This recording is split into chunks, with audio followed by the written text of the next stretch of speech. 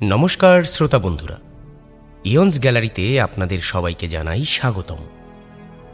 আমাদের আজকের নিবেদন লেখক সুকান্ত দাসের কলমে অপূর্ব সোমের অ্যাডভেঞ্চার গল্প ডাকোটার গুপ্তধন।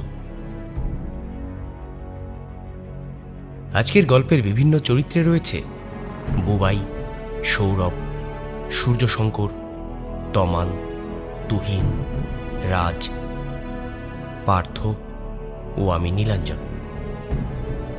আবহ নির্মাণ সূর্য, প্রচ্ছদালঙ্করণ পিয়ালি। চলুন তাহলে শুনে নেওয়া যাক টান টান উত্তেজনাপূর্ণ অ্যাডভেঞ্চার গল্প সুকান্ত দাসের কলমে ডাকোটার গুপ্তধন।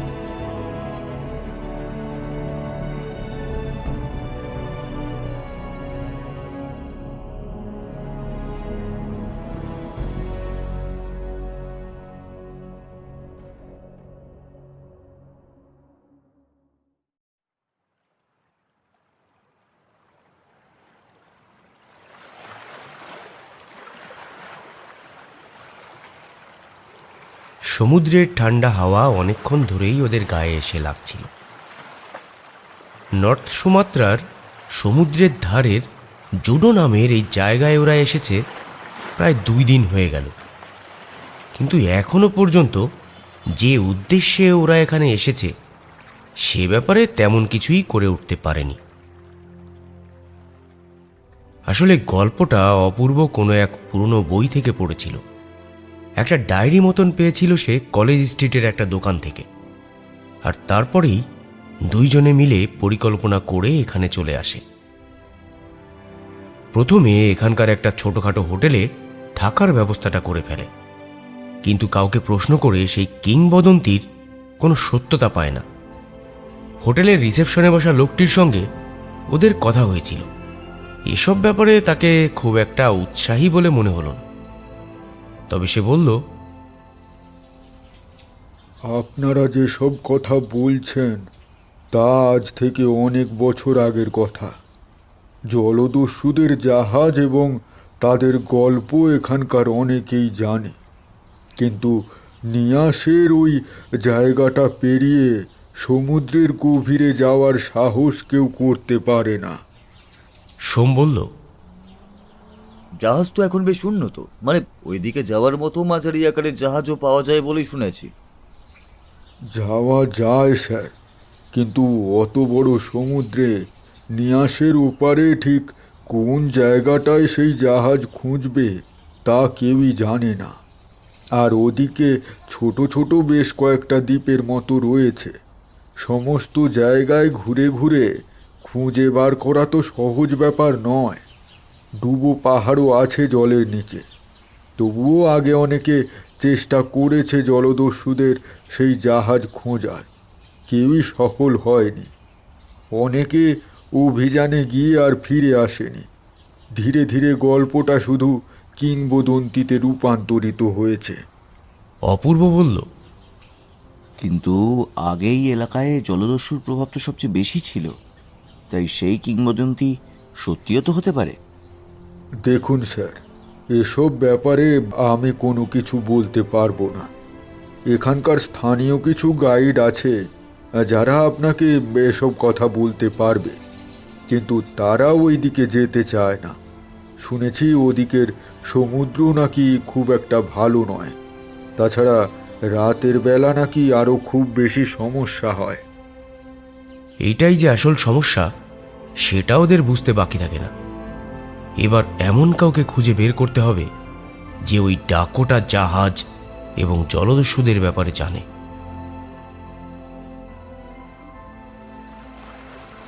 সমুদ্রের ধারে বসে থাকতে থাকতে ঠান্ডা হাওয়াতে ওদের কেমন গা শিরশির করছিল। চারপাশে সন্ধ্যা নেমে আসছে। এদিক ওদিকে বেশ লোকজন রয়েছে। এখান থেকে নিয়াস যেতে বেশ খানিকটা সময় লাগে। তারপর সেখান থেকে সমুদ্রের পশ্চিম মুখে যাত্রা করলে সেই ছোট ছোট দ্বীপগুলো দেখা যায়, কিন্তু সংখ্যায় সেগুলো এত বেশি যে একটা একটা করে খুঁজে দেখতে সময় লেগে যাবে অনেক। তাছাড়া সেখানে ধ্বংসাবশেষ এবং কিছু যদি থেকেও থাকে তা খুঁজে পাওয়া সহজ ব্যাপার নয়। অপূর্ব বলল, এই দ্বীপগুলির মধ্যে কোনো একটাতে সেই জলদস্যুদের আস্তানা ছিল বলে আমি পড়েছি। সম্ভবত আজ থেকে 300 বছর বা তার বেশি আগের সময়ের গল্পগুলো। সোম বলল, কিন্তু এতগুলো বছরের মধ্যে সবকিছুই বদলে গেছে। সমুদ্র একই থাকলেও তার আশপাশ থেকে শুরু করে ওপর মহল সবকিছুই পরিবর্তন হয়েছে। তার মধ্যে কি আমরা এই ডাকোটা জাহাজের ধ্বংসাবশেষ আর তার সঙ্গে সেই জলদস্যুদের আস্তানা খুঁজে বার করতে পারবো?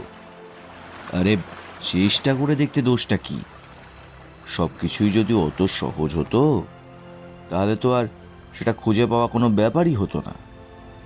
অপূর্বর কথাটা সোমের মনে এসে ধাক্কা লাগে। অপূর্ব তো ঠিকই বলেছে। এত লোকজন, এত উৎসাহী মানুষ, তারা সকলেই নিশ্চয়ই ওই ডাকোটা জাহাজ এবং জলদস্যুদের কথা জানে। হতেই পারে লুকিয়ে লুকিয়ে এর আগে অনেকেই নিয়াসের ওদিকে গিয়ে খুঁজে দেখার চেষ্টা করেছে। সেটা হয়তো সকলে জানে না। তাছাড়া এখানকার লোকেরা শান্তশিষ্ট, নিজের মতোই থাকতে ভালোবাসে বলেই ওদের মনে হয়েছে। সোম বলল, অন্তত একটা লোককে খুঁজে না পাওয়া গেলে কিন্তু আমরা... সোমের কথা শেষ হলো না, এমন সময় একটা গন্ডগোল শুনতে পায় ওরা। সমুদ্রের যে ধারে ওরা দাঁড়িয়েছিল তার উল্টো দিকে এক জায়গায় বেশ কিছু লোকজন জড়ো হয়েছে। এদিকটায় বিভিন্ন ভাষাভাষী লোকের বাস। মালয়ালম থেকে শুরু করে তামিল, চাইনিজ, ইংরেজি সব ভাষাই চলে। ওদের ভাষা ওরা কিছুই বুঝতে পারল না বটে, কিন্তু এক জায়গায় এক রুক্ষ রোগা মতো লোককে জড়ো করে ওদের উত্তেজনা দেখতে পেল। অপূর্ব বলল, কি হয়েছে বলো তো ব্যাপারটা? ওইখানে অতগুলো লোক মিলে একটা লোককে ঘিরে ধরে কি একটা যেন করছে। সোম বলল, পকেটমার নাকি ওই জাতীয়ই তো কিছু হবে বলে মনে হচ্ছে। ওরা সামনের দিকে এগোতে যাবে এমন সময় ভিড়ের মধ্যে থেকে সেই রুক্ষমতো লোকটা দৌড়াতে দৌড়াতে এগিয়ে এলো ওদের দিকে। অপূর্ব এবং সোমের কাছাকাছি এসে মাটিতে ধপ করে পড়ে গেল। ওরা দেখতে পেল লোকটার মাথা ফেটে রক্ত বেরোচ্ছে। তাড়াতাড়ি এগিয়ে এসে ওরা ব্যাপারটাকে সামলে দেওয়ার চেষ্টা করল। লোকগুলো ততক্ষণে সেখানে এসে পড়েছে, কিন্তু লোকটার মাথা ফেটে রক্ত বেরোচ্ছে দেখে তারা আর ঝামেলায় গেল না। নিজেদের মধ্যে কথা বলতে বলতে আশেপাশে সরে পড়ল। স্থানীয় লোকের কাছে ওরা জানতে পারল লোকটা পাগল, অকারণেই নিজের মতো বকবক করতে থাকে, আর তার সঙ্গে এরোর উপর মাঝে মধ্যেই ঝাঁপিয়ে পড়ে আক্রমণ করে। আজও তেমনটাই করেছিল, একজন টুরিস্টের উপর আক্রমণ করেছিল, আর তাতেই স্থানীয় লোকেরা এবং টুরিস্টের দল মিলে ওর এমন অবস্থা করেছে। অপূর্ব বলল, অবস্থা দেখে তো খুব একটা ভালো মনে হচ্ছে না। এখনই একে হাসপাতালে নিয়ে যাওয়া দরকার। আমাদের শুধু শুধু এখানে আর সময় নষ্ট করে লাভ নেই। সোম বলল, কিন্তু এই বিদেশ বিভুঁইয়ে এসে এমন একটা অজানা অচেনা লোককে হাসপাতালে নিয়ে গিয়ে আবার কোনো সমস্যায় পড়তে হবে না তো? সোম এমনিতে সাহসী, কিন্তু এখানে আসার পর থেকে তার মনোবল কেমন যেন কমে এসেছে। বিশেষ করে এই নিয়াসের ওই বড় জায়গাটার ওপাশে ছোট ছোট দ্বীপগুলোতে সেই ডাকোটা জাহাজ এবং জলদস্যুদের খুঁজে বের করার ব্যাপারটা বানচাল হয়ে যাওয়ার পর থেকেই সে কেমন যেন হয়ে রয়েছে। অপূর্ব বলল, আমার মনে হয় এখন এইসব কথা ভাবার সময় নেই। লোকটার মাথায় বড্ড চোট লেগেছে। হাসপাতালে না হোক অন্তত কাছাকাছি কোনো ডাক্তারখানায় কিংবা অন্য কিছু যদি খুঁজে পাওয়া যায়। এমন সময় ওরা দেখল ওদের হোটেলের রিসেপশনের সেই লোকটি ওদের দিকে এগিয়ে আসছে। ওদের কাছাকাছি এসে সেই লোকটার দিকে তাকিয়ে বলল, আরে মাইকেলের এমন অবস্থা হলো কি করে? নির্ঘাত আবার কিছু করেছে। আরে দেরি করবেন না, তাড়াতাড়ি চলুন, মাইকেলকে বাঁচাতে হবে। এমনিতেই ওর মাথার গন্ডগোল আছে। ওরা তিনজন মিলে দ্রুত সেখান থেকে কাছের একটা ছোটখাটো ডাক্তারখানায় গিয়ে পৌঁছল। মাইকেলের মাথায় লেগেছে ঠিকই, কিন্তু রক্তপাতটা সেখানে হয়নি। গলার কাছে একটা গভীর ক্ষত ছিল। সেই ক্ষতটা এমনিতে শুকিয়ে এসেছিল, কিন্তু সেখানেই বোধহয় মারধর পড়েছে, আর সেখান থেকেই রক্ত বেরিয়েছে।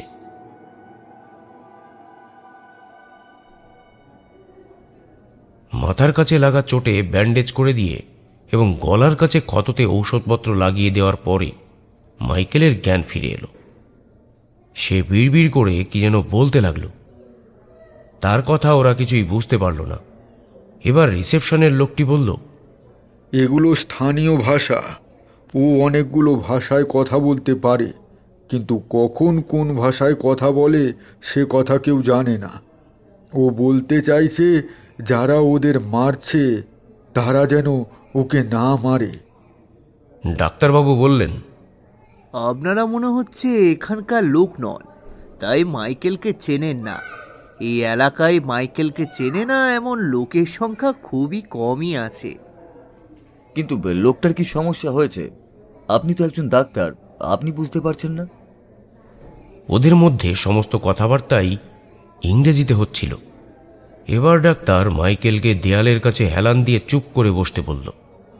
তারপর ওদের কাছে এগিয়ে এসে বলল, মাইকেলকে আপনারা এখন যেমন দেখছেন, মাইকেল কিন্তু এমন ছিল না। আজ থেকে 300-400 বছর আগে এদিকে ঈদের জায়গা দেখছেন, এই জায়গা ছিল ফাঁকা। সমুদ্র থেকে অনেক দূরের দিকে এখানকার উচ্চ বংশীয় সম্ভ্রান্ত, মানে যাদের আপনারা রাজা কিংবা তার পরিবার বলে থাকেন, তেমনই লোকেদের বসতি ছিল। তারা ব্যবসা বাণিজ্য করত। মাইকেল ছিল সেই লোকেদেরই বংশধর, কিন্তু তার জীবনটা অনেক জটিল, বুঝলেন? শোনা যায় ওই জলদস্যুদের জাহাজের মধ্যে মাইকেলের পূর্বপুরুষরাও ছিল।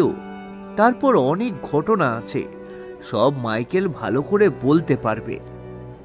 আহা ডাক্তারবাবু, আপনি আবার এইসব কথা ওদের বলতে শুরু করলেন। মাইকেলকে নিয়ে এমনিতেই আমরা সমস্যায় পড়েছি। লোকটা এমনিতে ভালো, কিন্তু মাঝে মাঝে যে এমন কেন করে। ততক্ষণে মাইকেল উঠে বসেছে। স্থানীয় ভাষায় কথা বলতে বলতেই তার নজর পড়ল অপূর্ব এবং সোমের দিকে। সে ঝট করে উঠে এসে অপূর্বর জামার কলারটা খামচে ধরল। তার গলাটা ধরে প্রায় নিচের দিকে নামিয়ে নিয়েছে, এমনভাবে কানের কাছে মুখটা নিয়ে গিয়ে বলল, ধন্যবাদ ধন্যবাদ, তুমি আমায় বাঁচিয়েছ। তুমি আমায় ওদের হাত থেকে বাঁচিয়েছ। তোমাদের কাছে না গেলে হয়তো। এমন অদ্ভুতভাবে কেউ ধন্যবাদ দিতে পারে সে কথা অপূর্ব কিংবা সোম কেউই জানত না। তাড়াতাড়ি রিসেপশনের লোকটি ওদের ছাড়িয়ে নেয়, কিন্তু মাইকেল ওদের সঙ্গে যায়। ওরা সকলে মিলে হাঁটতে হাঁটতে এগোয় ছোট হোটেলটার দিকে।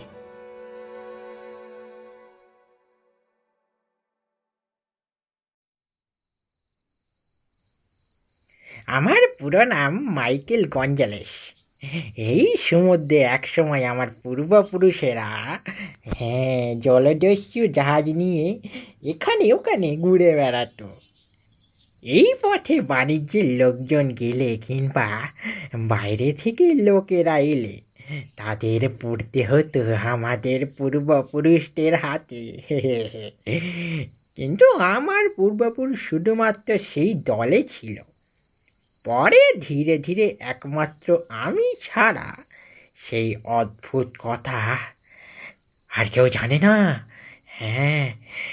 তবে আমার কথা কেউ বিশ্বাস করতে চায় না, কেন কি জানি। ওদের ঘরেই এসেছিল মাইকেল।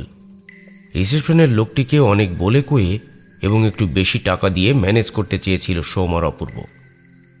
লোকটা টাকা নিতে চায়নি, কিন্তু মাইকেল যেন কোনো ঝামেলা না করে সেই কথাই বলছিল ওদের।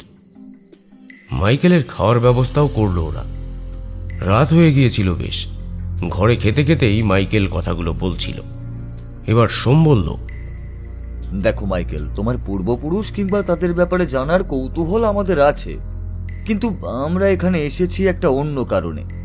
ডাকোটা জাহাজের কথা তুমি নিশ্চয়ই শুনেছ। কথাটা শুনে মাইকেলের চোখ দুটো যেন উজ্জ্বল হয়ে উঠল। তার হাতটা মুখের কাছে পর্যন্ত গিয়ে থেমে গেল। হাতের খাবারটা প্লেটে আবার নেমে আসতেই মাইকেল চাপা স্বরে ঘর ঘর করে বলল, ওই জাহাজ ভালো নয়, তোমরা বিশ্বাস করো? ও জাহাজ ভালো নয়, ও হলো শয়তানের জাহাজ। ও ওই জাহাজে চড়েই তো গোটা জলদস্যুর দল এক রাতের মধ্যে। মাইকেল তখন থরথর করে কাঁপছে, তার হাত থেকে খাবার ছিটকে ছিটকে মাটিতে পড়ছে। অপূর্ব আর সঙ্গী তাড়াতাড়ি তাকে ধরে ফেলল। তাকে জল খাইয়ে কোনো রকমে শান্ত করার পরে মাইকেল আর কিছু খেল না। ততক্ষণে ওদের খাওয়া মাথায় উঠেছে। বিছানার কাছে মাইকেলকে হেলান দিয়ে বসিয়ে কিছুক্ষণ সময় দিতেই মাইকেল বলতে লাগলো সেই কথা। কত বছর আগের কথা তা আমি বলতে পারবো না। আমার জন্মের অনেক অনেক বছর আগে, কম করে 300 কিংবা 350 আগেই বলেছি, অঞ্চলটা তখন এমন ছিল না। এই কথা তোমাদের আলাদা করে বলবার দরকার পড়ে না। হ্যাঁ, সমুদ্র পথে ছিল তখন প্রধান জলদস্যু জেমস রিয়ানের রাজত্ব। রিয়ান ছিল ওই জলদস্যুদের মধ্যে প্রধান। সেই দলে আমার পূর্বপুরুষ হেনরি গঞ্জালেস নিজেও ছিলেন একজন জলদস্যুদের উপনেতা হিসাবে। জলদস্যুদের দল কিন্তু নেহাত ছোট ছিল না। তারা সমুদ্রপথে এখানে ওখানে ঘুরে বেড়াতো। নিয়াস ছাড়াও আশেপাশের ওই টাপুগুলোর মাঝে মাঝে তারা থাকত এবং সেখান থেকেই সমুদ্রের উপরে নজর রাখত। হ্যাঁ, জলদস্যুদের কাছে যেমন বড় জাহাজ ছিল, তেমন ছিল ছোট ছোট ছিপ, মানে যেগুলো কি অনেকটা ওই কেমন জানেন তো, ওই অনেকটা নৌকোর মতো দেখতে হলেও বেশ লম্বা এবং বড়। অন্তত জনা 10 তার মধ্যে ধরে যেতে পারে। রাতের অন্ধকারে ছোট ছোট জায়গাগুলো দিয়ে যাওয়ার সময় এই ছিপ বেশ কাজে লাগতো। বাণিজ্য করতে যাওয়া জাহাজগুলোকে চারিদিক থেকে ঘিরে ফেলার জন্য ছিপ প্রধান হাতিয়ার ছিল। তারপরে সেখানে গিয়ে পৌঁছতো আসল জাহাজ। একদিন জেমস রিয়ানের জলদস্যুর দল ইংল্যান্ডের দিক থেকে এদিকে আসা একটা বাণিজ্য তরী দখল করল। জাহাজটা কোন দিকে যাচ্ছিল সে কথা জানা যায় না, কিন্তু সেই জাহাজের লোকদের সঙ্গে যুদ্ধে রিয়ানের দলের কিছু লোক যেমন মারা পড়ল, তেমন ওদের বাণিজ্য জাহাজ থেকে যারা যুদ্ধ করেছিল তাদের মধ্যে অধিকাংশ লোকই মারা পড়ল। তারপরে তাদের মধ্যে একজন লোক ছিল যে ইংল্যান্ড থেকে আসা একজন পাদ্রী, অনেক কিছু জানতো। জানেন, সাদা পোশাকে সেই পাদ্রীকে কিন্তু রিয়ান মারল না। তার প্রধান কারণ ছিল আমার সেই পূর্বপুরুষ হেনরি। ওই পাদ্রী জলদস্যুদের সঙ্গে গিয়ে উঠল নিয়াসের আশেপাশের কোনো একটা তাঁবুতে।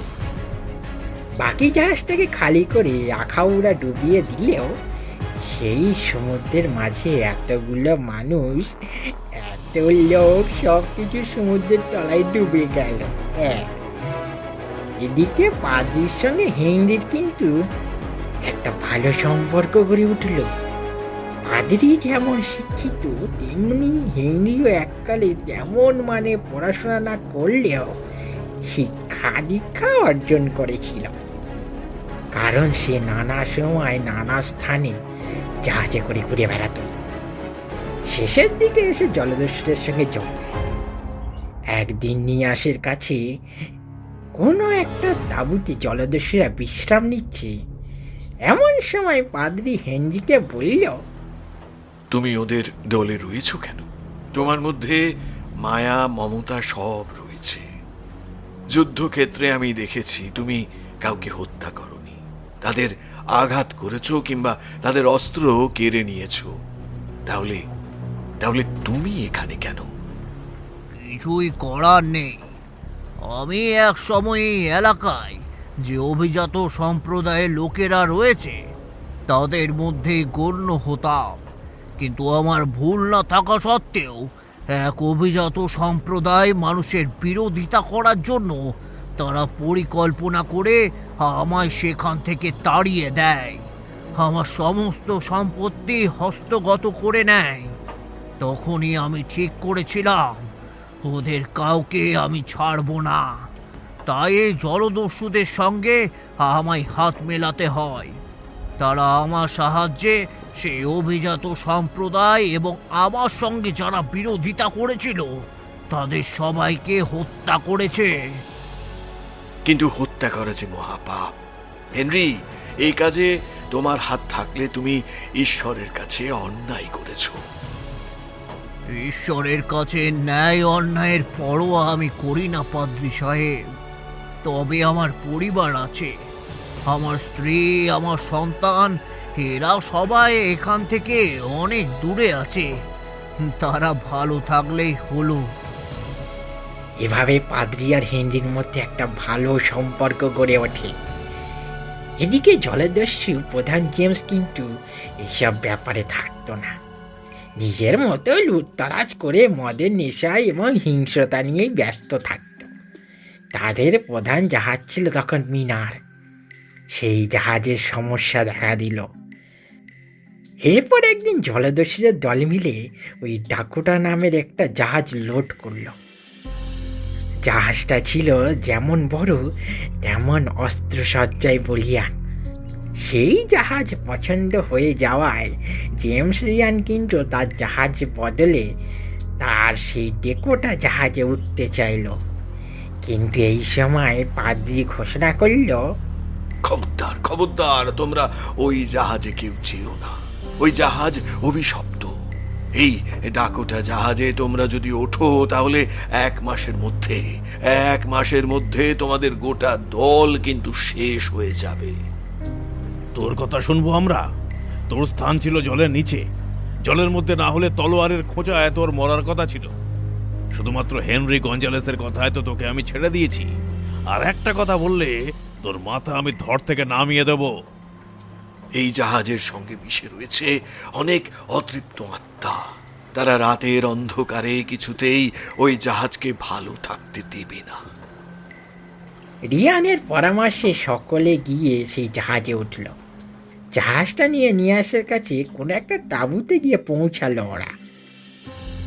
মাইকেল এত অবধি বলেছে, ঠিক এমন সময় অপূর্ব বলে উঠল, ঠিক এই জাহাজের কথাই তো জানতে চাইছি আমরা।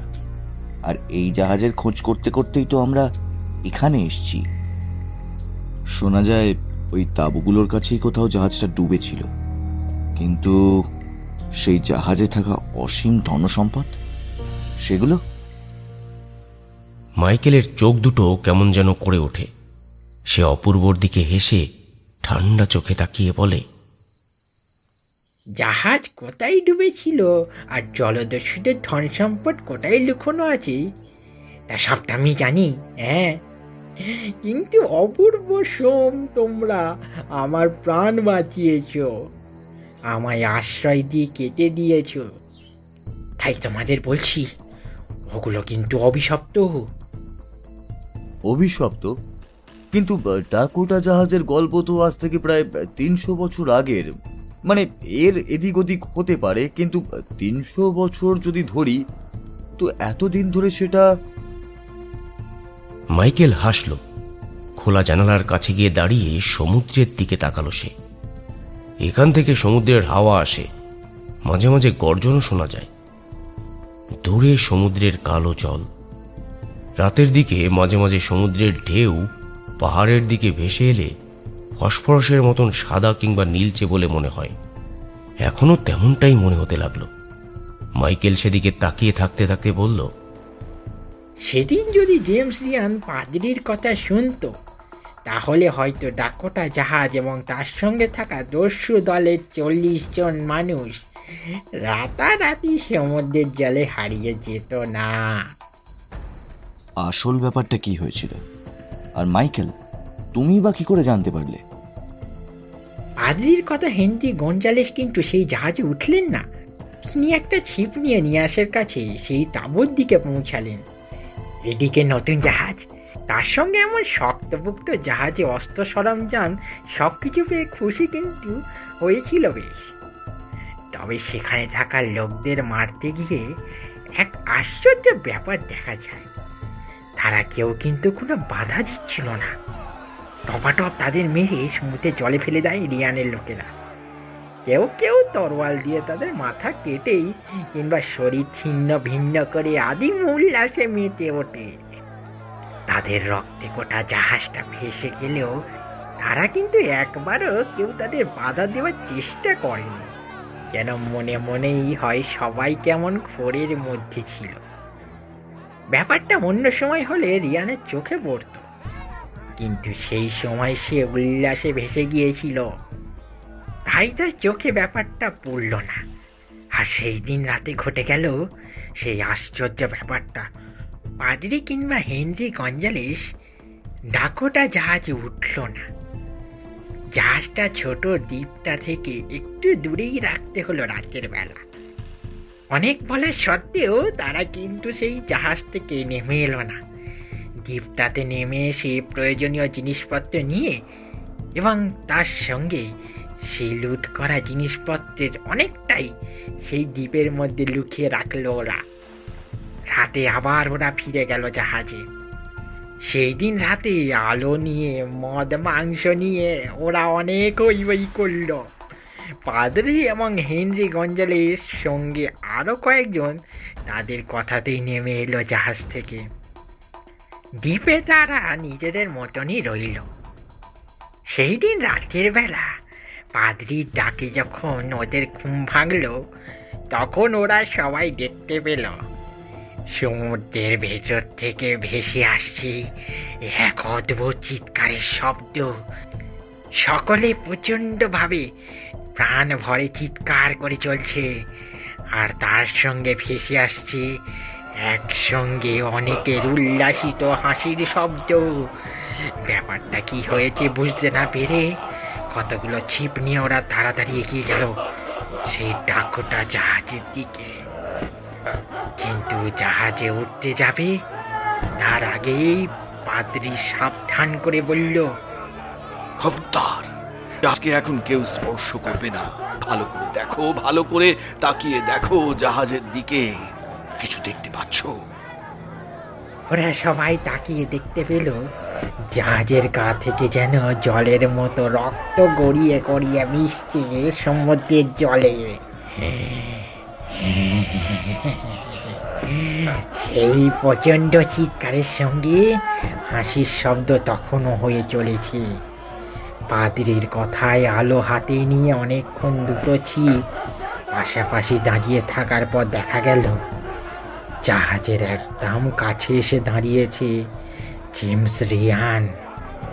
আর তারপর চিৎকার করে বলল, তোরা চলে যা এখান থেকে। এই জাহাজে উঠলে তোরা কেউ বাঁচতে পারবি না। জেমস রিয়ানের মুখে এই কথাটা শোনার সঙ্গে সঙ্গে পেছন থেকে একটা তরোয়াল এসে তার মাথা ঝট করে কেটে ফেলল। ধর থেকে মাথা কাটা মৃতদেহ এবং মুন্ডটা গিয়ে পড়ল সমুদ্রের জলে। তখন আকাশে চাঁদের আলো ছিল। সেই চাঁদের আলোয় সমুদ্রের দিকে তাকিয়ে ওরা দেখতে পেল আজ সকালে সমুদ্রের বুকে ওই ডাকোটা জাহাজে যে মানুষগুলোকে ওরা মেরেছিল, সেই মানুষগুলোই যেন দাঁড়িয়ে রয়েছে জাহাজের উপরে। তাদের মুখ থেকেই সেই হাসির শব্দ ভেসে আসছে। পাদ্রি তখন ভয়ে ঠক ঠক করে কাঁপতে শুরু করেছে। তার হাতে থাকা একটা পাথরের মালা এবং সঙ্গে রাখা বাইবেলটাকে শক্ত করে চেপে ধরে সে ছিপ ঘোরাতে বলল। কিন্তু ছিপ ঘুরিয়েও কোনো লাভ হলো না। প্রথমটা কোনো মতে টাপু পর্যন্ত এসে পৌঁছাতে পারলেও পরের ছিপগুলো পারল না। দ্বিতীয় ছিপের উপর চড়ে সাঁতরে আসা কতগুলো মানুষ যেন উঠে পড়ল। সেদিকার ফিরে তাকালো না হেনরি গঞ্জালেস। জলে পাদ্রি এবং আরও দুজন ওরা কোনো মতে টাপুর কাজ পর্যন্ত আসার পরেই ওদের ছিপটাও চলে গেল সমুদ্রের জলের দখলে। যারা সাঁতরে এসেছিল তারা কিন্তু টাপুর উপরে উঠতে পারল না। সমুদ্রের জলে রইল অন্তত পরের দিন সকাল পর্যন্ত। সেই টাপুর মধ্যেই ওরা যে কি ভয়ে কাটিয়েছিল সে কথা একমাত্র ওরাই জানে। মাইকেল কথাগুলো বলার সময় তার চোখ মুখের অবস্থা দেখে ওদের একবার মনে হয়েছিল এক পাগলের প্রলাপ। এমন অদ্ভুত কথা পাগল ছাড়া আর কেউ বলতে পারে না। কিন্তু এতক্ষণ ধরে মাইকেলের মধ্যে কোনো রকম পরিবর্তন লক্ষ্য করা যায়নি। সে চিৎকার করেনি, সে একভাবে সমুদ্রের দিকে তাকিয়ে ওদের কথাগুলো বলে চলেছিল। তাকে দেখে মনে হবে না যে সে পাগল। এবার ওদের দিকে মুখ ঘোরাতেই ওরা দেখতে পেল মাইকেলের চোখে জল, দুটো চোখ বিস্ফারিত। মাইকেল ওদের দিকে তাকিয়ে বলল, সেদিন রাতে এই ডাকোটা জাহাজ ওই দ্বীপের কাছে ডুবেছিল, ওদের চোখের সামনে ডুবেছিল। ওই তাঁবু থেকে নিয়ে আস পর্যন্ত অন্তত ওই ছিপে করে আসতেও প্রায় একটা গোটা দিন সময় লেগে যাওয়ার কথা। তাহলে পাদ্রি কিংবা হেনরি গঞ্জালেস ওরাপা এদিকে হলো কি করে? আর তুমি বলছো তুমি এই গল্পটা গোটাটাই জানো আর সবটাই সত্যি, তাহলে তুমি বা শুনলে কি করে? এক মিনিট, তার মানে তুমি বলতে চাইছো হেনরি পাদ্রি এবং বাকি দুজন এইদিকে কোনোভাবে এসেছিল? ওরা এদিকে আসেনি। আমার পূর্বপুরুষ 300 বছর আগের কথা, মানে বুঝতেই পারছো অনেক দূরের সম্পর্ক। তখন আমার যে পূর্বপুরুষ স্থলভাগে থাকতো তার কাছে হেনরি পাদ্রি এসে পৌঁছাতে পেরেছিল। সমুদ্রের পথে বাকি দুজন হারিয়ে গিয়েছিল সমুদ্রেরই আরো গভীর জলে। হেনরি এরপর বেশি দিন বাঁচেনি, তবে পাদ্রি কোনো এক বাণিজ্য জাহাজে করে ফিরে গিয়েছিল ইংল্যান্ডে। তবে যাওয়ার আগে ওই গুপ্তধন তাঁবুর মধ্যে কোথায় আছে সে কথা আমার পরিবারের লোককে বলে গিয়েছিল। তবে এত বছর পরে সে কথা আমার ভালোভাবে মনে নেই। হ্যাঁ, তবে এটুকু মনে আছে মৃত্যুর সময় বাবা বলেছিল নিয়াস থেকে যাত্রা শুরু করলে উত্তর পশ্চিম পথে 3 নম্বরে যে দ্বীপটা রয়েছে, হ্যাঁ, সেই দ্বীপটাতেই শেষবারের মতো ওরা ছিল। আর ওই দ্বীপটাই নাকি সবচেয়ে বড় দ্বীপ। কিন্তু একটা কথা বলো মাইকেল, এই গল্প তুমি আগেও নিশ্চয়ই অনেককে শুনিয়েছ, আর তারাও নিশ্চয়ই ওইখানে যাওয়ার চেষ্টা করেছে। তাহলে নিয়াস থেকে যত বড় জাহাজ নিয়ে এই দ্বীপের দিকে যাও না কেন, একটা গোটা দিন সময় লাগবে। আর ওই পথে রাতের বেলায় হলেও সব থেকে বড় বিপদ। হ্যাঁ। অপূর্ব আর সোমের মনে পড়ল রিসেপশনের লোকটি বলেছিল সমুদ্রের ওই দিকটা খুব একটা ভালো নয়। মাইকেলের সঙ্গে রিসেপশনের সেই লোকটির বলা কথা মিলে যাচ্ছে। কিন্তু মাইকেল যদি ওই গুপ্তধন কোথায় আছে সে কথা জেনে থাকে, তাহলে একমাত্র মাইকেলকে নিয়ে গেলেই ওরা তা খুঁজে বের করতে পারবে। দেখো মাইকেল, তোমার সমস্ত কথাই আমরা বিশ্বাস করছি এবং এই জলে যে কোনো সমস্যা রয়েছে সেটাও মানছি। ডাকোটো জাহাজ ওই দ্বীপের কাছেই কোথাও ডুবে গেছিল, আর তুমি বলছো ওই ধন সম্পদের অনেকটাই দ্বীপের মধ্যে কোথাও লুকিয়ে রাখা আছে।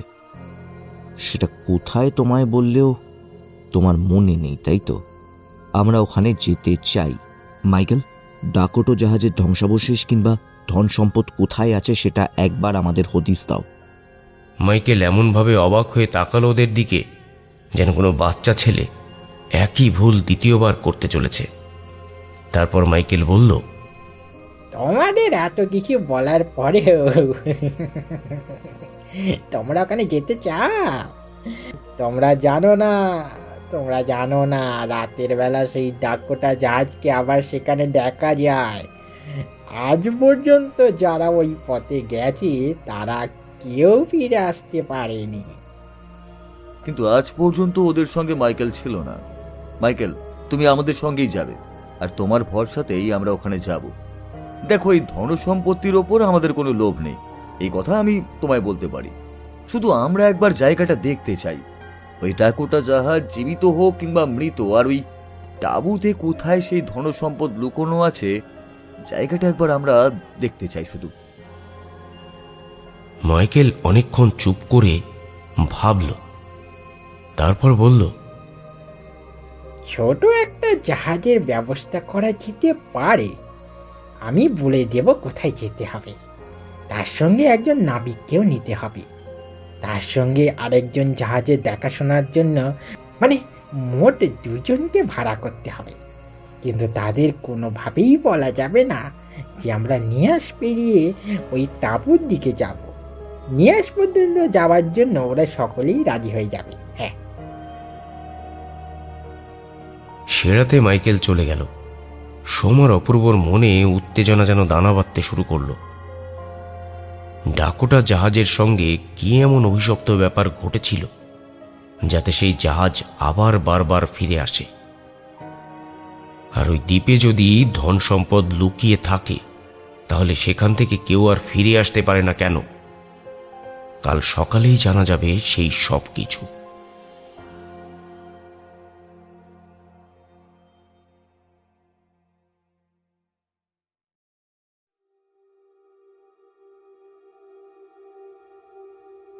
জাহাজ জোগাড় করে দেওয়ার ব্যাপারে মাইকেল এবং রিসেপশনের লোকটি অনেক সাহায্য করল। নাবিকও পাওয়া গেল। একজনের নাম নাইম, তার সঙ্গে রয়েছে অপেক্ষাকৃত কম বয়সী একটা ছেলে, তার নাম ইয়াকর।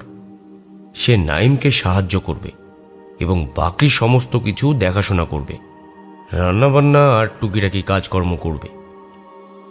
সমস্ত ব্যবস্থা করে দুদিন পরে এক সকালের দিকে ওদের জাহাজ যখন নর্থ সুমাত্রার সমুদ্র তট থেকে নিয়াসের দিকে এগোতে লাগলো, তখন আকাশের এক কোণে কালো মেঘ জমতে শুরু করেছে।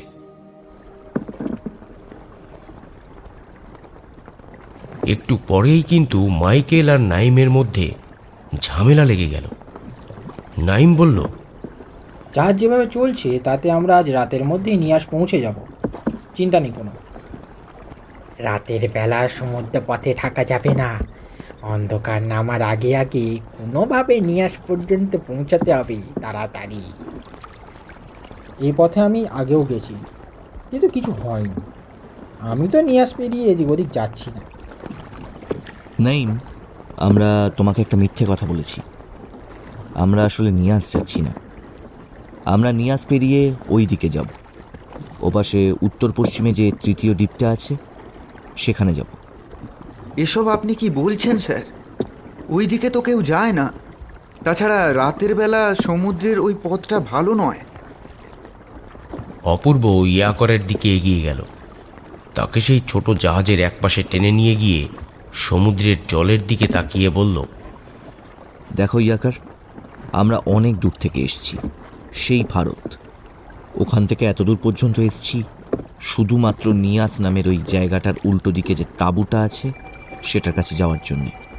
এত দূর পর্যন্ত এসে আমাদের দয়া করে নিরাশ করবে না। ইয়াকর একটু থমকালো, কি যেন ভেবে কেবিনের কাছে থাকা অপূর্বর দিকে তাকিয়ে বলল, সবই বুঝতে পারছি স্যার, কিন্তু ওই দিকটা ভালো নয়, বিশেষ করে রাতের বেলা। এবার বুঝেছি, তার জন্যই কি মাইকেল রাতের আগে আগে নিয়াসের কাছে যাওয়ার কথা বলছে। ইয়াকর এবং নাইম কেউ রাজি হলো না। তারা দুজনেই নিমরাজি। শেষ পর্যন্ত অনেক টাকার লোভ দেওয়াতে তারা রাজি হলো, কিন্তু এটাও জানিয়ে দিল বিপদ দেখলে ওরা সেখান থেকে চলে আসবে, আর কোনো দ্বীপে ওরা কিছুতেই নামবে না। দরকার হলে জাহাজ নিয়ে ওরা দূরেই থাকবে। ওদের শর্তেই শেষ পর্যন্ত রাজি হতে হলো। সেদিন সন্ধ্যের আগেই ওরা নিয়াসে পৌঁছালো। সে রাতটার মতো ওরা ওখানেই থেকে গেল। পরদিন সকালবেলা সেখান থেকে রওনা দিল উত্তর পশ্চিমের সেই তৃতীয় দ্বীপের উদ্দেশ্যে। মাইকেল মিথ্যে বলেনি, এই দ্বীপটাই সব থেকে বড়, অনেক দূর থেকেই দেখা যাচ্ছে। তাছাড়া জায়গাটা নেহাত ছোট নয়। নিয়াসের মতো অত বড় না হলেও তার অর্ধেকটা তো হবেই। সোম বলল, এই দ্বীপের একদিক থেকে যদি অন্য দিক পর্যন্ত কোনাকুনি হেঁটে যেতে হয়, তাহলেই তো বোধহয় একটা গোটা দিন লেগে যাবে। এই জন্যেই তো জলদস্যু রিয়ানের দল এখানে থাকতো, যাতে বাইরে থেকে কেউ আক্রমণ করলেও ওরা অনেক ভিতর পর্যন্ত পালিয়ে যেতে পারে। তবে এখানে তোমরা কিছুই দেখোনি, ওখানে নামলে বুঝতে পারবে। দ্বীপটার কাছে ওরা এসেছিল বিকেলের একটু আগে। ওদের তিনজনকে বোটে করে নামিয়ে দিয়ে নাইম জাহাজ নিয়ে কিছুটা দূরে গিয়ে রইল। এবার ওরা নৌকো নিয়ে এগোলো 300 বছর আগের সেই জলদস্যুদের দ্বীপের দিকে।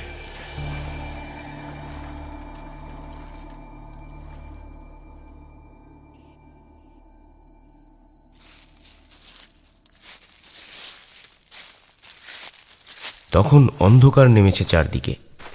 চাঁদের আলোয় চারপাশ খানিকটা দেখা যায়। এমনিতে বাইরের দিকটা কেমন শ্যাওলা ধূসর মতন মনে হলেও দ্বীপের ভেতরের দিকে উপরে হাঁটতে হাঁটতে আসার পরে বেশ ছোট ছোট গাছপালা দেখা যায়। এবার মাইকেল কথাটা বলল। এই টাপুটা বড়ই অদ্ভুত। এখান থেকে আমরা এসেছি, সেই জায়গা থেকে জমি ক্রমশ ঢালু হয়ে নিচের দিকে নেমে গেছে, এমনকি চারদিক থেকেও তাই। আর নিচের দিকে নেমে যাওয়ার পর উঁচু উঁচু জায়গাগুলোর মধ্যে ছোট ছোট গুহা পথের মতো তৈরি হয়েছে। আসলে জলদস্যুরা কিন্তু তার ভেতরেই থাকতো। একবার পেছনের দিকে তাকিয়ে দেখো। ওরা পেছনে তাকিয়ে অবাক হলো। পেছনে তাকালে জমি দেখা যায়, সমুদ্র দেখা যায় না। ওপরের দিকে দেখা যায় আকাশ। জমিটা এমনভাবে নিচের দিকে নেমেছে যে ব্যাপারটা বোঝা সম্ভব নয়। অনেকটা হেঁটে আসার পর ওদের ক্লান্ত লাগছে।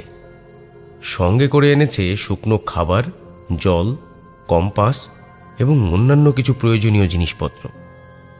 এদিকে ভীষণ ঠান্ডা। হাতে হাত ঘষতে ঘষতে সোম বলল, সামনের দিক তো দেখে মনে হচ্ছে অনেকগুলো ওই ছোট ছোট গুহা পথের মতো। পাহাড় ছাড়াও যে এমন গুহা পথ থাকতে পারে সেই কথা তো ভাবতেও পারিনি। এটাই হলো ওই দ্বীপের আশ্চর্য গুহা পথ। এগুলো নিচের দিকে নেমেছে, অর্থাৎ সমুদ্রে জলের তলায়, কিন্তু এটা সমুদ্রে একদম তলা থেকে উপর পর্যন্ত উঠে এসছে। মানে বুঝতেই পারছো? হ্যাঁ হ্যাঁ। সোম একটু অবাক হয়ে তাকালো মাইকেলের দিকে। মাইকেল আস্তে আস্তে বলল, আসলে নিয়াসের আশেপাশে যে টাপুগুলো রয়েছে সেগুলো বড় অদ্ভুত। নিয়াসের কাছ থেকে এই ভূখণ্ড একসময় টুকরো টুকরো হয়ে চারপাশে ছড়িয়ে যায় এবং মাটি একদম নিচে সমুদ্রের তলদেশ পর্যন্ত গিয়ে পৌঁছালেও উপরের এই অংশটুকু যেতে থাকে। এই অংশই যখন এত বড় হয় তাহলে নিচটা কত বড় ভাবো। আর এই গুহা পথের মধ্যে থেকে সমুদ্রের নিচের অংশে গিয়ে পড়লেও আমরা কিন্তু মাটিতেই থাকবো। আর ওই গুহার মধ্যেই কোথাও রয়েছে সেই জলদস্যুদের গুপ্তধন। কিন্তু এত কিছু যদি এত সহজ হয় তাহলে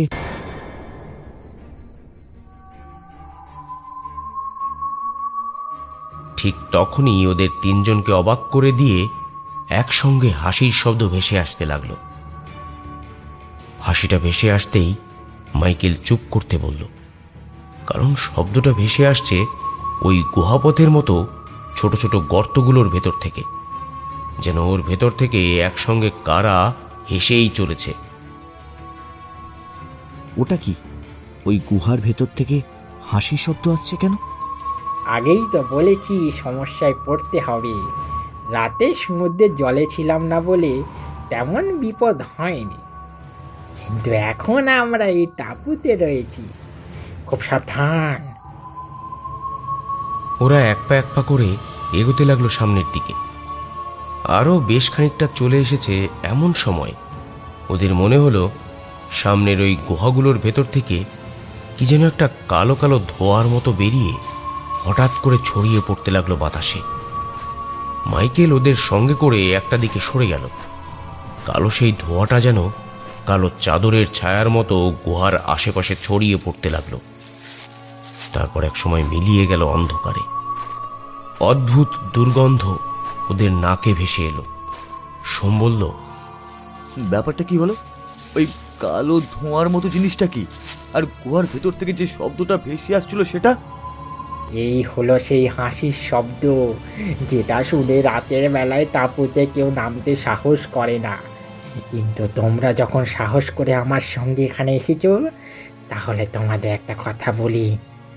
ওই হাসির শব্দ কোনো মানুষের শব্দ নয়, এমনকি কোনো ভূত প্রেত আত্মার নয়।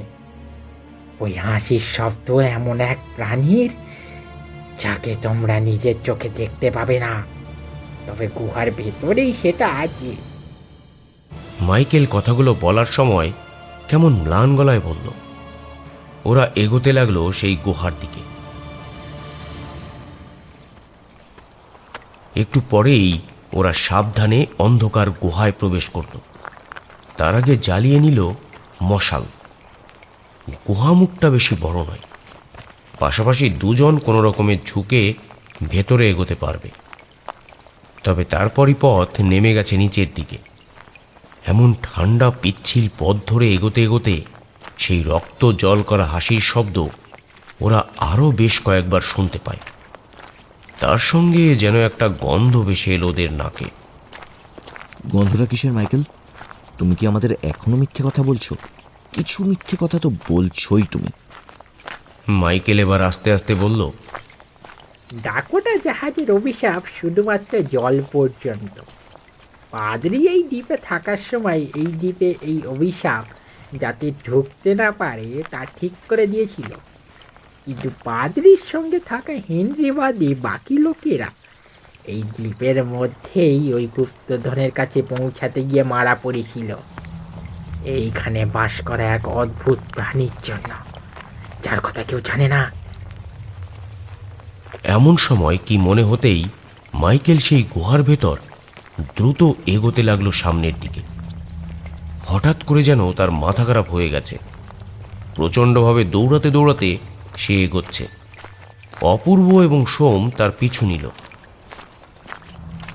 হঠাৎ করে গুহা পেরিয়ে নিচের দিকে একটা ফাঁকা জায়গায় এসে পৌঁছল ওরা। এখানে ঠান্ডা যেন আরও বেড়ে গেছে, কিন্তু জায়গাটার মধ্যে কেমন একটা শ্যাওলা ভাব আছে। তার সাথে সেই হাসির শব্দটা আরও দুবার শুনতে পেতেই এবার ওদের মনে হলো শব্দটা কোনো হাসির শব্দ নয়, অদ্ভুত কিছু ডাকছে। শব্দটা ঠিক এমনভাবে শোনা যাচ্ছিল যেন থেমে থেমে চলা হাসির শব্দ। মাইকেল তখন সেই পথের কাছে দাঁড়িয়ে দুটো হাত তুলে চিৎকার করে বলছে, এই হলো সেই জায়গা। জলদস্যু জেমস রিয়ান এইখানেই তার গুপ্তধন লুকিয়ে রাখত, কারণ সে জানতো ওই প্রাণীকে বশে আনার কাজ একমাত্র সেই করতে পারে। সে ছাড়া আর কেউ করতে পারে না। তার কাছে ছিল একটা পাথর, আর সেই পাথর যদি তার কাছে থাকতো তাহলে ওই প্রাণীকে সে বশে মানাতে পারতো, আর না হলে আর কেউ এখানে আসতে পারবে না। পেছন থেকে সোম আর অপূর্ব কেমন যেন অবাক হয়ে গেল। মাইকেল এমন করছে কেন? সামনের দিকে পাশাপাশি দুটো বড় বড় গুহামুখের মতো মনে হচ্ছে। জায়গাটা যে সমুদ্রের তলায় চলে এসেছে ওদের সেটা বুঝতে অসুবিধা হলো না। চারপাশটা কেমন যেন ঠান্ডা এবং ভারী ভারী লাগছে। ঘুটঘুটে অন্ধকার। যে কোনো মুহূর্তে সমুদ্রের জল যদি কোনো গুহার পথ দিয়ে ভেতরে প্রবেশ করে তাহলে ওরা এর মধ্যে বন্দী হয়ে পড়বে। ঠিক তখনই গুহার ভেতরটা যেন একবার থরথর করে কেঁপে উঠল। মাইকেল একটা গুহামুখের দিকে আঙুল দেখিয়ে ওদের এগোতে বলতেই ওরা আর দেরি না করে তিনজনে মিলে সেই গুহামুখের দিকে এগোতে লাগলো। মাইকেল চিৎকার করে বলল, মৃত্যুর আগে আমার বাবা বলে গিয়েছিল এইখানে ওই গুহার মুখে মাত্র দুটো রাস্তা আছে। তার মধ্যে একটা রাস্তায় আছে সেই শয়তান, আর একটা রাস্তায় আছে সেই জলদস্যু রিয়ানের রেখে যাওয়া ধন সম্পদের সম্পত্তিটুকু। যদি ওই পথে শয়তান এসে থাকে তাহলে এই পথে কথাটা বলতে বলতে মাইকেল খিলখিল করে হাসতে লাগলো। হাসতে হাসতে বলল, এর আগে যতবার আমি এখানে এসেছি ততবারই আমার সঙ্গে যারা এসেছে তারা ওর হাতে মরেছে, আর প্রত্যেকবার আমি এখান থেকেই ফিরে গেছি একটা করে সম্পদ নিয়ে। আজও তাই হবে, তাই হবে আজও, হ্যাঁ। এদিকে অপূর্ব আর সোম গুহামুখের ভেতরে অন্ধকারে যেন খানিকটা চলে এসেছে। আসার পরেই ওদের সঙ্গে আনা আলোটা জ্বালিয়ে ফেলে। এটা কোনো আগুনের আলো নয়, কৃত্রিম একটা আলো, ব্যাটারিতে চলে। আলোটা জ্বালতেই গুহার মধ্যে ওরা বহু মানুষের হাড়গোড় এবং করটি দেখতে পেল। প্রবল ঠান্ডার মধ্যে সামনে এগোতে এগোতে অপূর্ব বলল, কি ব্যাপার বলতো? আরে মাইকেল কোথায় গেল? তুই অমনভাবে এগিয়ে যাচ্ছিস কেন? একটা কথা তোকে বলা হয়নি অপূর্ব। মাইকেল আমাদের কিন্তু এখানে নিয়ে এসেছে একটা বিশেষ কারণে। মাইকেল চায় আমরা দুজন যদি ওই জন্তুটার পেটে চলে যাই, তাহলে মাইকেল জন্তুটার বিশ্রামের পর এখান থেকে অন্তত একটা কিছু নিয়ে ফিরতে পারবে। মানেটা কি? তুই কি বলতে চাইছিস? এখন আর কিছুই বলতে চাইছি না। এখানে যখন চলে এসেছি তখন শেষ না দেখে আমি এখান থেকে মোটেই যাব না। ঠিক সেই সময় পায়ের তলার মাটি যেন থরথর করে কেঁপে উঠল। আরেকটা অদ্ভুত শব্দ করে সেই কালো ধোয়ার মতো জিনিসটা ওদের মুখের সামনে দিয়ে বাইরের দিকে বেরিয়ে আসতে লাগলো। ভীষণ দুর্গন্ধ, যেন প্রচণ্ডভাবে কেউ নিঃশ্বাস নিচ্ছে তারই। সঙ্গে সঙ্গে সোম অপূর্বর একটা হাত ধরে টেনে তাকে গুহার মুখের একপাশে একটা খোদল মতো জায়গার কাছটায় নিয়ে যায়, আর সঙ্গে সঙ্গে ব্যাগের ভেতরে থাকা একটা জিনিস স্প্রে করে দেয় এদের দুজনের শরীরে। অপূর্ব কিছুই বুঝতে পারে না। তার আগেই সে গুহামুখের ভেতর থেকে সাপের মতো একটা অদ্ভুত লকলকে কিছু দ্রুত বেরিয়ে যায় বাইরের দিকে। ওদিকে বাইরে তখন মাইকেলের চিৎকার শোনা যাচ্ছে। সে চিৎকার করে কিছু বলছে। জিনিসটা বাইরের দিকে চলে যাওয়ার সঙ্গে সঙ্গে অপূর্ব আর সোম আর কিছু না ভেবে দ্রুত ছুটতে থাকে সামনের দিকে। আর ছুটতে ছুটতে সামনের যেখানটায় ওরা এসে পড়ে সেখানে দেখতে পায় এক অদ্ভুত দৃশ্য। এমন দৃশ্য কোনোদিন ওরা দেখতে পাবে স্বপ্নেও ভাবেনি। ওদের সামনে একটা ছোট্ট জলাশয়ের মতো।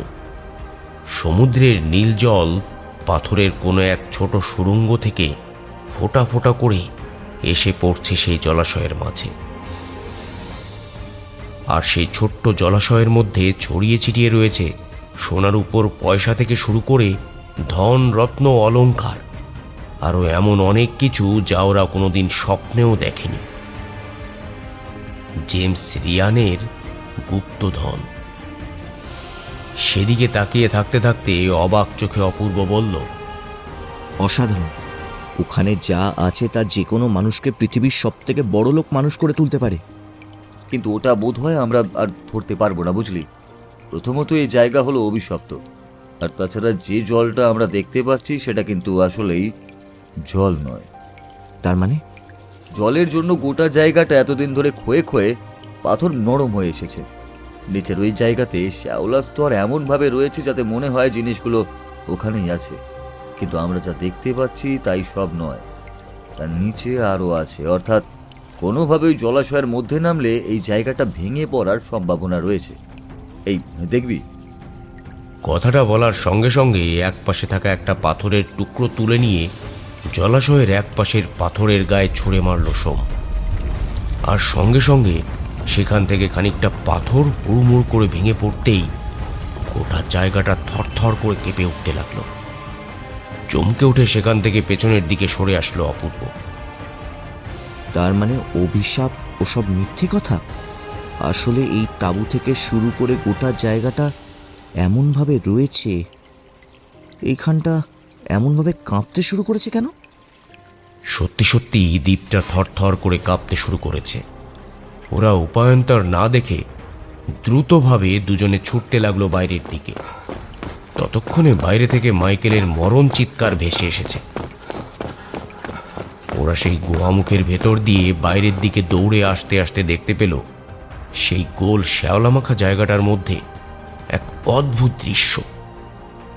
অমন প্রাণী ওরা গোটা জীবনেও আর চোখে দেখেনি। অত বড় কালো রঙের সাপ হতে পারে ওদের জানা ছিল না। না, অজগর নয়, অ্যানাকোন্ডা সাপ এত বড় হতে পারে বলে ওদের মনে হলো। কিন্তু পৃথিবীর সব থেকে বড় অ্যানাকোন্ডা যে সাপের কথা ওরা জানে, সেও এর কাছে নেহাত বাচ্চা। এই গোটা কালো শরীরটা যেন মাইকেলের গোটা শরীরটাকে একটু একটু করে জীবন্ত গিলতে শুরু করেছে। মাইকেলের মাথাটা ঢুকে গেছে সেই কালো মৃত্যু বিভীষিকার মুখের ভেতর। পাথরের মূর্তির মতো ওদের দুজনের পা স্থির হয়ে গেল মাটিতে, একটুও নড়তে পারছে না ওরা। প্রাণীটার গোটা শরীরটাকে দেখা গেল না, যেটুকু দেখা গেল তাতেই এই ঘরের এক পাশ থেকে সে বেরিয়ে এসেছে। যে গুহামুখের ধারে ওরা দুজনে একসঙ্গে ঢুকেছে, সেই গুহামুখটার ধারেই ওই কালো শরীরটা এগিয়ে এসেছিল। কিন্তু সোমের বুদ্ধিমত্তায় তাদের গায়ে ছড়িয়ে দেওয়া একটা স্মেল তাদের গন্ধটা তার নাক পর্যন্ত পৌঁছাতে দেয়নি। অপূর্ব অবাক হয়ে সেদিকে তাকিয়ে থাকতে থাকতে বলল, ব্ল্যাক অ্যানাকন্ডা। নর্থ সুমাত্রার দিকে একসময় এই ব্ল্যাক অ্যানাকন্ডা পাওয়া যেত। তাদের অনেক নাম ছিল। এদের বুকে এদের সামনে পড়ে অনেক সময় অনেকে প্রাণ হারিয়েছে। এরপর ওরা আর দাঁড়ালো না। মাইকেলের আসল পরিচয় ওরা পেয়ে গেছে। তাই তো সেই পথ ধরে ছুটতে ছুটতে বুঝতে পারল পেছনে মাইকেলকে গিলতে ব্যস্ত রয়েছে সেই কালো জম। তাকে গেলা হয়ে গেলেই তাদের পেছনে আসতে পারে। সেই কালো ধোঁয়াটা যে ওই অ্যানাকোন্ডার নাক থেকে বেরিয়ে আসার কোনো দুর্গন্ধময় নিঃশ্বাস, ওরা এতক্ষণে তা বুঝতে পারল। ছুটতে ছুটতে ওরা সেই গুহাপথের বাইরের কাছাকাছি চলে এসেছে। এমন সময় পেছন থেকে সেই হাসির মতো শব্দটা আবার শোনা গেল। ওটা হাসির শব্দ নয়, ওই সাপটার মুখের থেকে কোনোভাবে বেরিয়ে আসে শব্দটা।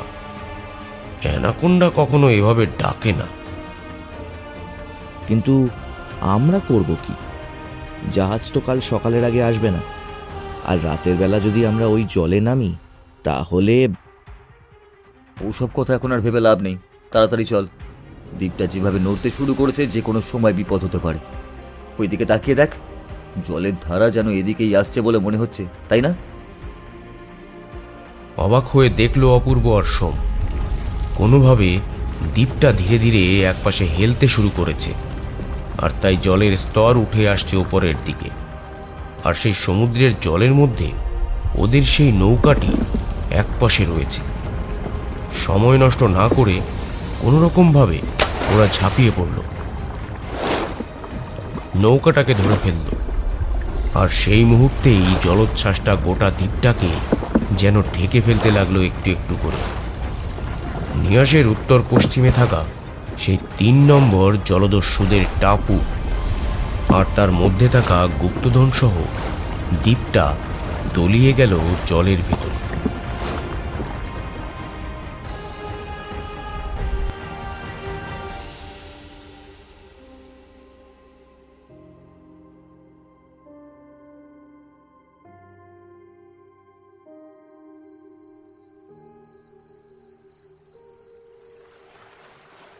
অনেক রাতের দিকে জ্ঞান ফিরে এলে ওরা দেখতে পেল বালির ওপরে এসে পড়ে রয়েছে। সমুদ্রের মধ্যে অর্ধেক আর ওপরে অর্ধেক পড়ে রয়েছে অপূর্ব। কাল রাতে আমরা এখানে এলাম কি করে? আর না না, এখনো তো সূর্যও ওঠেনি, ঘুটঘুট করছে অন্ধকার। কিন্তু এটা কোথায়?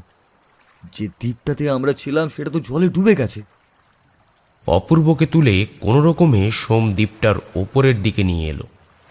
ওদের ডিজিটাল দুনিয়া কোথায় যেন চলে গেছে। ভোর পর্যন্ত কোনো কিছুই পাওয়ার আশা নেই। ঠিক এমন সময় দূরের দিকে তাকিয়ে ওরা দেখতে পেল একটা জাহাজ আসছে। অপূর্ব আর সোম মিলে হাত তুলে চিৎকার করে ডাকতে লাগলো। কিন্তু ডাকতে ডাকতেই একসময় সেই জাহাজের দিকে তাকিয়ে ওরা অবাক হয়ে গেল। ওটা কি? জাহাজটা যে জলদস্যুদের জাহাজ। মাথার উপরে উঠছে সেই নরকরটে দেওয়া কালো পতাকা। ব্যাপারটা দেখে ওরা ভয়ে স্থির হয়ে যাওয়ার আগেই দেখতে পেল চাঁদের আলো গিয়ে পড়েছে সেই জাহাজের গায়ে। আর সেই জাহাজের গায়ে সারি সারি দিয়ে দাঁড়িয়ে রয়েছে কতগুলো মানুষ। তারা স্থির হয়ে রয়েছে।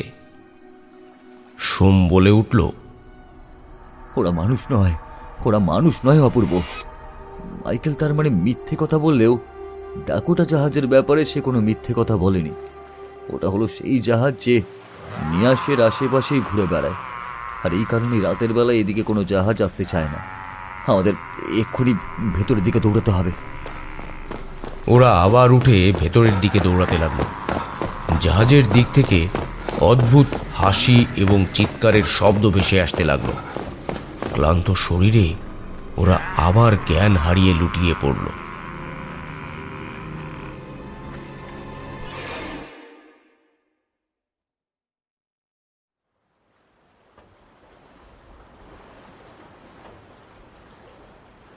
তারপর কিভাবে নাইম আর ইয়াকার ওদের খুঁজে পেয়েছিল সেটা ওদের কাছেই ওরা শুনেছে। উত্তর পশ্চিম দিকের দ্বিতীয় দ্বীপটাতে ওরা ছিল। সেটা ছোট দ্বীপ। নাইম ওদের বলেছিল, মাইকেল লোকটা খুব একটা সুবিধের না। এ পাগল সে কথা ঠিক, কিন্তু এর আগেও অনেকে তার সঙ্গে এদিকে এসেছে, এমনকি আমরাও আগে এসেছি। আপনাদের কথাগুলো বলার কথা ভেবেছিলাম, আমি কিন্তু বলতে পারিনি। মাইকেল একা একাই প্রত্যেকবার ফিরে গেছে। এবারও ভেবেছিলাম তেমনটাই হবে। এবার ইয়াকর বলল, তাই তো আমি আপনাদের কথা শুনে অবাক হয়ে গিয়েছিলাম স্যার, মাইকেলের সঙ্গে এই পথে। কিন্তু মাইকেল বারবার কি করে বেঁচে যেত সে কথা জানি না। আচ্ছা, ওখানে আপনারা কি দেখেছেন? সোম আর অপূর্ব একে অপরের মুখের দিকে তাকালো। তারপর বলল, ভুতুরে ডাকোটো জাহাজ দেখেছি, আর দেখেছি ওই জেমস রিয়ানের তাঁবুতে থাকা গুপ্তধনের রক্ষককে। বোধহয় এখন গোটা দ্বীপটাই জলের তলায় ভেসে গেছে। সেখানে ব্ল্যাক অ্যানাকন্ডা যে কিভাবে রয়েছে। অ্যানাকোন্ডার কথা শুনে নাইম চমকে উঠে বলল, কি বলছেন স্যার? Black anaconda? ওটা ব্ল্যাক অ্যানাকোন্ডা নয়, ওটা আসলে দেখুন স্যার, মাইকেল আপনাদের কি বলেছে আমি জানি না, কিন্তু ডাকোটা জাহাজ যখন ডুবে যায় একজন পাদ্রী ওই দ্বীপে ছিল। পাদ্রী ভালো কিছু জানার সঙ্গে সঙ্গে অনেক খারাপ কিছু জানতো। ওই পাদ্রী আসলে একটা মস্ত কালো সাপকে বন্দি করে রেখেছিল ওই টাপুর মধ্যে। যে সাপটা জীবিত নাকি মায়াবী সে কথা কেউ জানতো না। একমাত্র মাইকেলের কাছে এমন একটা পাথর ছিল যে পাথর দিয়ে সে ওই সাপটাকে বশ করতে পারত। কিন্তু আপনারা ওখান থেকে ফিরে এলেন আর মাইকেল ওখানে যে মারা গেল কি করে সেটাই তো বুঝতে পারলাম না। এমন সময় সোম হাসতে হাসতে তার পকেট থেকে বের করে আনলো একটা পাথর। পাথরটার রং উজ্জ্বল নীল। রোদের আলোয় সেই পাথর ধরতেই চকচক করে উঠল। সোম বলল, একটু হাত সাফাই করতেই হলো। মাইকেলের আসল উদ্দেশ্যটা সেদিন দ্বীপে আমি একটু আগে ভাগেই টের পেয়ে গিয়েছিলাম। নৌকা খোলার সময় সে নিজের মনেই কথাগুলো বলছিল, আর তখনই তার পকেট থেকে পাথরটা কিভাবে যেন পড়ে যায়, আর টুক করে আমি সেটা তুলে নিয়েছিলাম, ব্যাস। ওরা অবাক হয়ে তাকিয়ে রইল সোমের দিকে।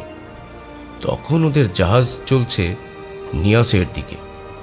নর্থ সুমাত্রার ডাকোটা জাহাজের গুপ্তধনের রহস্য ভেদ করে।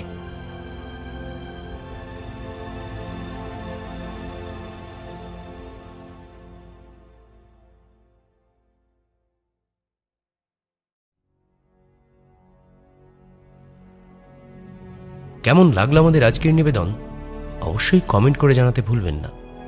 আর যদি ভালো লেগে থাকে তাহলে লাইক এবং শেয়ার করে দিন। তার সাথে আমাদের চ্যানেলে সাবস্ক্রাইব করে আমাদের পাশে থাকুন।